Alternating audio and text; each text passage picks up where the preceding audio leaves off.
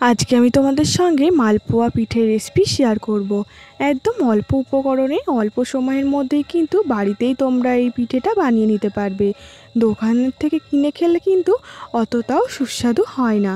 বাড়িতে কিন্তু খুব সহজেই তোমরা মালপোয়া পিঠেটা বানাতে পারবে। 250 কাপ মেপে কিন্তু আমি সুজি নিয়ে নিলাম। এই 250 কাপেই কিন্তু আমি ময়দাও নিয়ে নিয়েছি। এবার চিনি নিয়ে নেব। যেহেতু আমি রসে চুবাবো না, তাই কিন্তু চিনির পরিমাণটাও আমি 250ই নিয়ে নিলাম।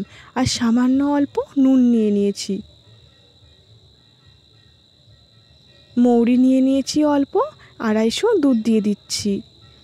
সব উপকরণগুলো আমি একসঙ্গে ভালো করে মিশিয়ে নেব।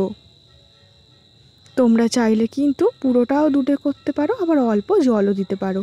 আমি এখানে কিন্তু পুরোটাই দুধ দিয়েই গুলবো। অল্প অল্প করে কিন্তু আমি গুলে নিচ্ছি।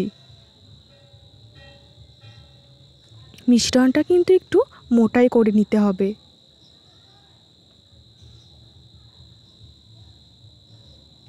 সব উপকরণগুলো একসঙ্গে ভালো করে মিশিয়ে নিয়েছি। একটু পাতলা হয়েছে, কিন্তু ঢাকা দিয়ে রেখে দেব 30 মিনিট। তারপরেই কিন্তু একটু গাঢ় গাঢ় চলে আসবে সুজিটা ফুলে উঠলেই। কড়াতে সাদা তেল দিয়ে তেলটা গরম করতে দিয়ে দিলাম। আর এদিকে কিন্তু আমার মিশ্রণটা পুরো রেডি হয়ে গেছে।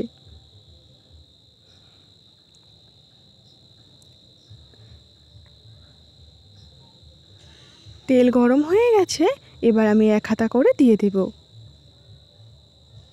দেওয়ার সময় কিন্তু হাতা দিয়ে অবশ্যই গুলিয়ে নিতে হবে, না হলে কিন্তু নিচের দিকে ভারী অংশটা পড়ে থাকবে আর উপরে কিন্তু জলজলা হবে। ভালো করে মিশ্রণটা মিশিয়ে এক হাতা তেলের মধ্যে দিয়ে এবার কিন্তু খুন্তি দিয়ে একটু তোমরা তেলটা উঠিয়েও দিতে পারো যদি না ফুলে। আমার কিন্তু তেলটা ওঠানোর কোনো প্রয়োজন পড়েনি। মালপোয়াটা কিন্তু খুব সুন্দরভাবে ফুলে গেছে। দেখুন বন্ধুরা, কি সুন্দর হয়েছে মালপোয়াটা।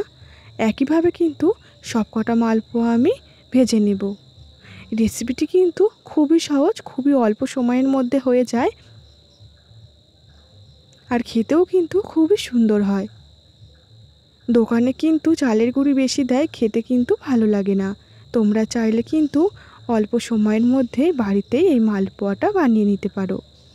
সবকটা মালপোয়া কিন্তু আমি একইভাবে ভেজে নিয়েছি। তোমাদের আজকের এই রেসিপিটি কেমন লাগলো অবশ্যই কমেন্টে জানিও।